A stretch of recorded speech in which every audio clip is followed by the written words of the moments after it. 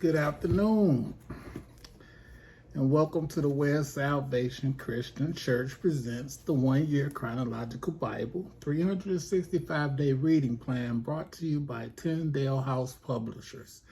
I am Minister Jewett Peterson Sr., and today is April the 14th, 2023, and we are on day number 19 of the plan. We will be reading Job chapter 1, Job chapter 2, Job chapter 3, and Job chapter 4 from the King James Version of the Bible. And the word of the Lord says, Job chapter 1. There was a man in the land of Uz whose name was Job, and that man was perfect and upright, and one that feared God and eschewed evil. And there were born unto him 7 sons and 3 daughters. His substance also was 700,000 sheep and 300,000 cattle.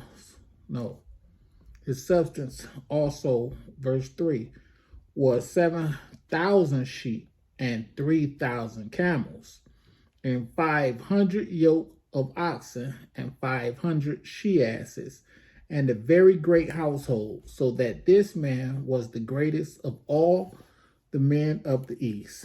And his sons went and feasted in their houses, every one his day, and sent and called for their 3 sisters to eat and to drink with them.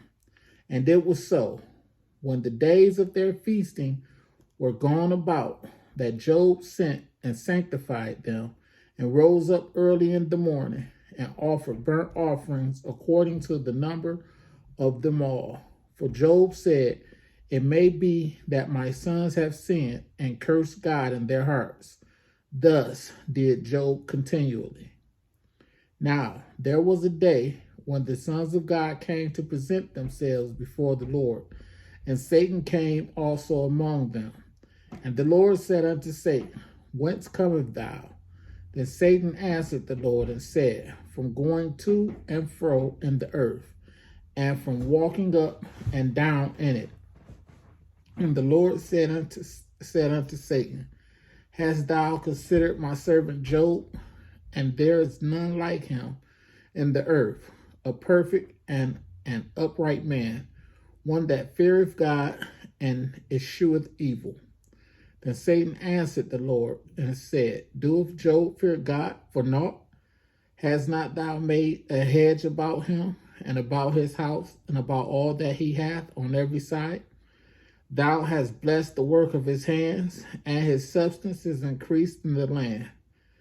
But put forth thine hand now, and touch all that he hath, and he will curse thee to thy face. And the Lord said unto Satan, Behold, all that he hath is in thy power. Only upon himself put not forth thy hand. So Satan went forth from the presence of the Lord.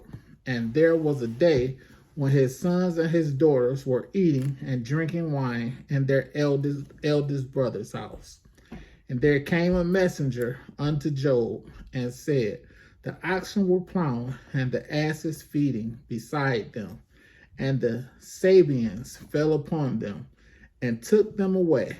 Yea, they have slain the servants with the edge of the sword, and I only am escaped alone to tell thee. While he was yet speaking, there came also another and said, The fire of God is fallen from heaven, and have burned up the sheep and the servants, and consumed them, and I only am escaped alone to tell thee. While he was yet speaking, there came also another and said, The Chaldeans made out 3 bands and fell upon the camels, and have carried them away, yea, and slain the servants with the edge of the sword, and I only am escaped alone to tell thee. While he was yet speaking, there came also another and said, Thy sons and thy daughters were eating and drinking wine in their eldest brother's house. And behold, there came a great wind from the wilderness and smote the 4 corners of the house, and it fell upon the young men. and they are dead, and I only am escaped alone to tell thee. Then Job arose and rent his mantle, and shaved his head, and fell down upon the ground, and worshipped, and said, Naked came I out of my mother's womb, and naked shall I return thither. The Lord gave, and the Lord hath taken away. Blessed be the name of the Lord. In all this Job sinned not, nor charged God foolishly. Again, there was chapter 2, Job chapter 2. Again, there was a day when the sons of God came to present themselves before the Lord, and Satan came also among them to present himself before the Lord. And the Lord said unto Satan, From whence comest thou? And Satan answered the Lord and said, From going to and fro in the earth, and from walking up and down in it. And the Lord said unto Satan, Hast thou considered my servant Job? And there is none like him in the earth, a perfect and an upright man, one that feareth God and escheweth evil. And still he holdeth fast his integrity, although thou moved me against him to destroy him without cause. And Satan answered the Lord and said, Skin for skin, yea, all that a man hath will he give for his life. But put forth thine hand now, and touch his bone and his flesh, and he will curse thee to thy face. And the Lord said unto Satan, Behold, he is in thine hand, but save his life. So Satan went forth from the presence of the Lord and smote Job with sore wounds from the sole of his foot unto his crown. And he took him a potsherd to scrape himself withal, and he sat down among the ashes. Then said his wife unto him, Doest thou still retain thy integrity? Curse God and die. But he said unto her, Thou speakest as one of the foolish women speaketh. What shall we receive good at the hand of God, and shall we not receive evil? And all this did not Job sin with his lips. Now when Job's three friends heard of all this evil that was come upon him, they came every one from his own place. Eliphaz the Temanite, and Bildad the Shuhite, and Zophar the Naamathite, for they had made an appointment together to come to mourn with him and to comfort him.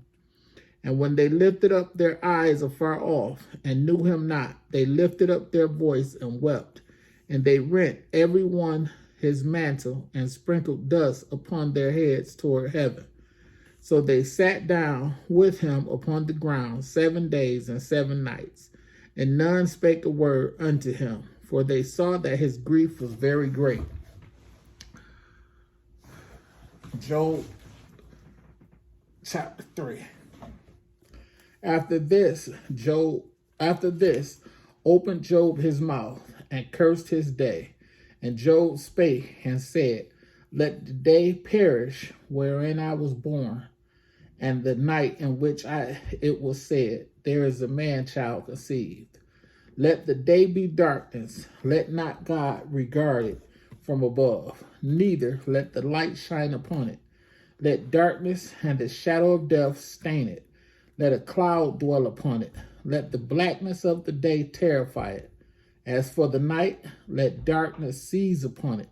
Let it not be joined unto the days of the year. Let it not come into the number of the months. Lo, let that night be solitary. Let no joyful voice come therein. Let them curse it, that curse the day, who are ready to raise up their mourning. Let the stars of the twilight thereof be dark. Let it look for light, but have none. Neither let it see the dawning of the day, because it shut up the doors of my mother's womb, nor hid sorrow from my eyes. Why died I not from the womb? Why did I not give up the ghost when I came out of the belly? Why did the knees prevent me? Or why the breast that I should suck? For now should I have lain still and been quiet,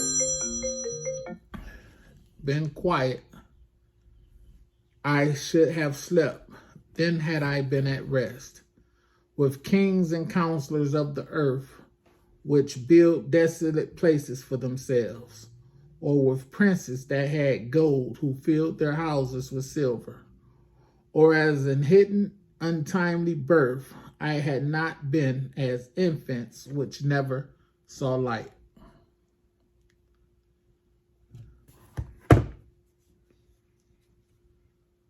Excuse me, I want to turn this ringer off.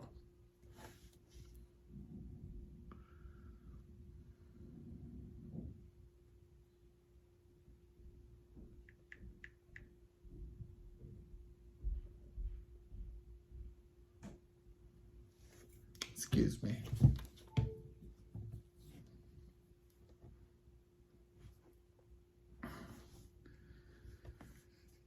We're going to pick up at verse 17. There the wicked cease from troubling, and there the weary be at rest. There the prisoners rest together. They hear not the voice of the oppressor. The small and great are there, and the servant is free from his master. Wherefore is light given to him that is in misery, and life unto the bitter and soul, which long for death, but it cometh not, and dig for it more than for hid treasures, which rejoices exceedingly and are glad when they can find the grave. Why is light given to a man whose way is hid, and whom God hath hedged in? For my sighing cometh before I eat, and my roarings are poured out like the waters. For the thing which I greatly feared is come upon me, and that which I was afraid of is come unto me. I was not in safety, neither had I rest, neither was I quiet, yet trouble came. Job chapter 4. Then Eliphaz the Temanite answered and said, If we essay to commune with thee, wilt thou be grieved? But who can withhold himself from speaking? Behold, thou hast instructed many, and thou hast strengthened the weak hands. Thy words have upholden him that was fallen, and thou hast strengthened the feeble knees. But now it is come upon thee, and thou faintest. It touches thee, and thou art troubled.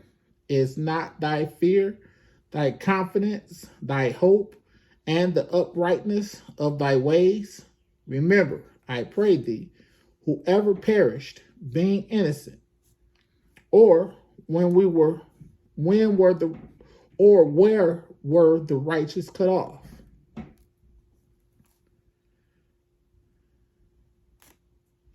Even as I have seen that they plow iniquity and sow wickedness, reap the same. By the blast of God they perish, and by the breath of his nostrils are they consumed.